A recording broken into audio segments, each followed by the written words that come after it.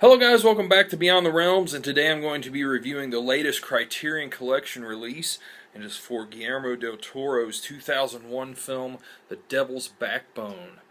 Now I'd seen this film one time, a long time ago, probably 7 or 8 years ago or so. So it'd been a while, and I always remember really liking it, but I didn't remember a whole lot about it. And man, I tell you, I'm so glad that I picked this up and was able to revisit this film. You talk about a true masterpiece of filmmaking.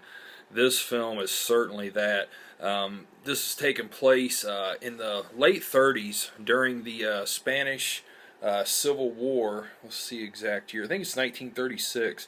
And there's this young kid, 12-year-old named Carlos, who is taken to this orphan's home by his tutor.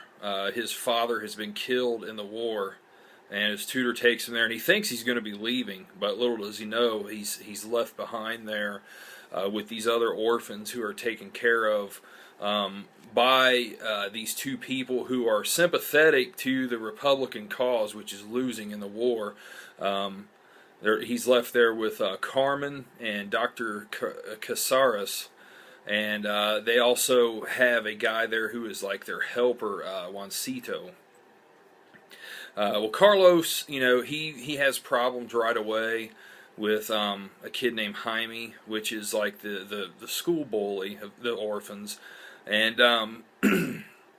but Carlos ends up, finding out that he's got bigger problems than just Jaime and not wanting to be at this orphanage. He runs into a ghost. He sees this ghostly figure, and he comes to find out that it's the ghost of a little boy named Santi.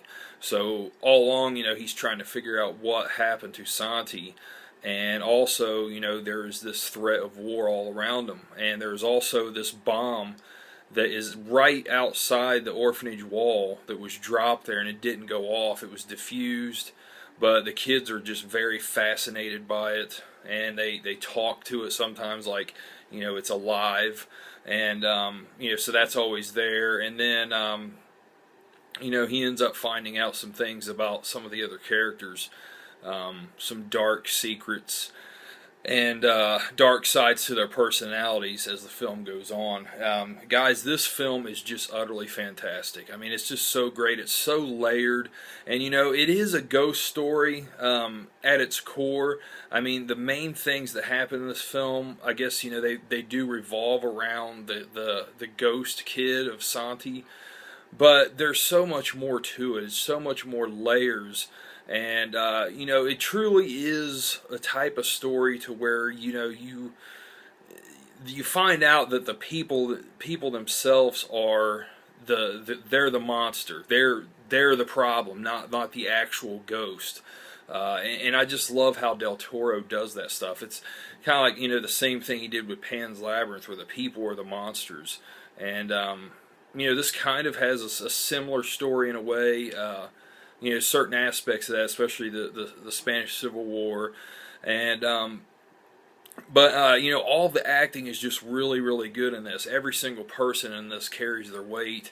The little boy that plays Carlos is really good, and the guy that ends up being the antagonist of the story, the Jacinto.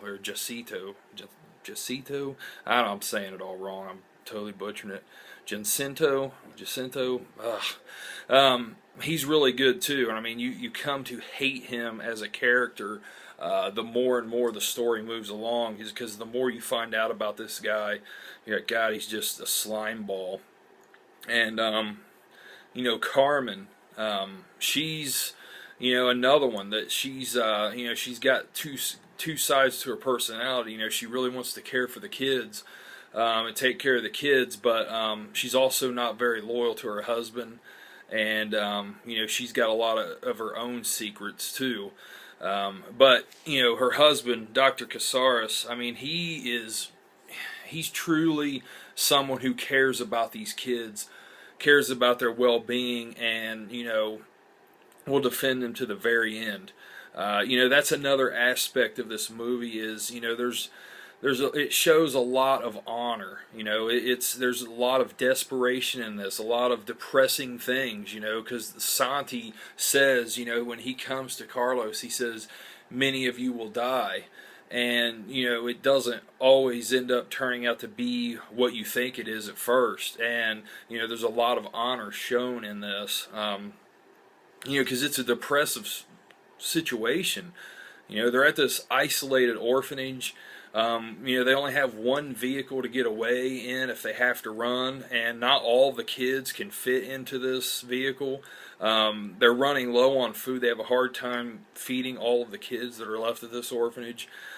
So, you know, it's a very, very tough and hard situation that everybody in this film is faced with, but there's a lot of honor shown too, and especially by the character of Dr. Casares.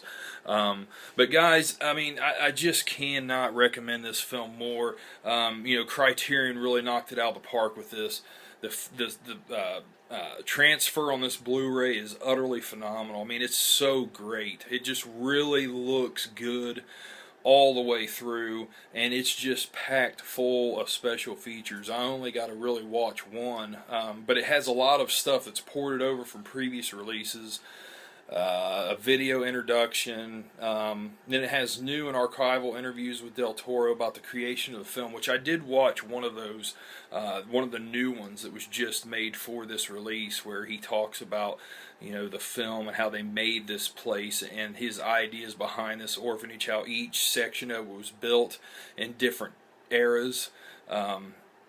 Really cool, you know.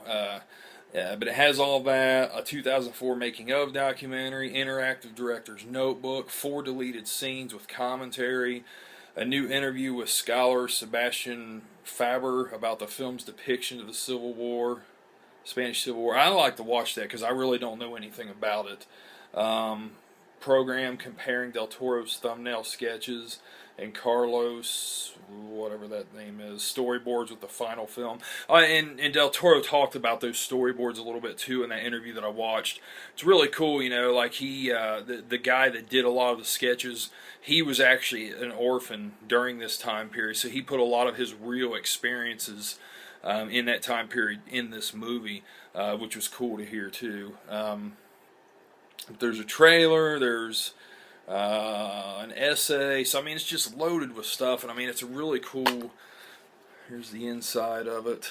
Love that look. That's Santi's eye there, and then let's see, nothing behind that, but it does have this little essay book here.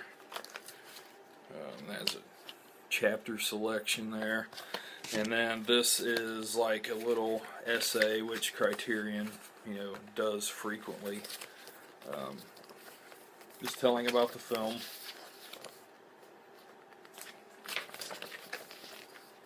There's Carmen'S Prosthetic Leg, which is, it's really neat, a neat addition to that character. But guys, I mean, you know, it's Criterion, you know, and you know what to expect if you have any of their stuff. It's well worth the price. Awesome release, and it's spine number, see if you can see that there, 666, which is just awesome and so fitting for this release. Oh, there we go. You know, just such a great addition for such an excellent movie. This is probably close to being my favorite Del Toro film. Is it my favorite one? Man, I don't know. I don't know, man. That's really hard to say, because Pan's Labyrinth that's probably my favorite one. But this is just so damn close, though, too, man, because it's so excellent. But guys, I'm going to give this film a 10 out of 10. I mean, I give it a perfect score. It's just such a fucking great movie. You have to see this. And this release, a 10 out of 10 also. I mean, Criterion just totally knocked it out of the park. I mean, they just loaded this thing down, and they made it well worth your money. So guys, this is out now. Go check it out, pick it up, and definitely give this film a spin in your player. So guys, I am Jason. You've been watching Beyond the Realms. Thanks a lot, guys. Have a good one. Later.